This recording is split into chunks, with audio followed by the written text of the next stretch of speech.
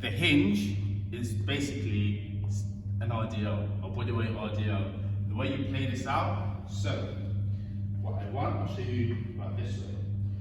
Stand up tall, slight bend with the knees, slight bend. You're going to lead with the hips. Your hips are going to be pushed back, back, back, back. And as you push your hips back, your chest follows over, but my knees don't change in length. As I stand up, I drive the hips through, I squeeze my glutes. We've got again, stand up tall, slight bend with the knees, hips, back, back, back, back, chest is following. Don't change the length of your knees, so your knees stay the same. Hinge, this should be a straight line, straight through, come through, squeeze those glutes.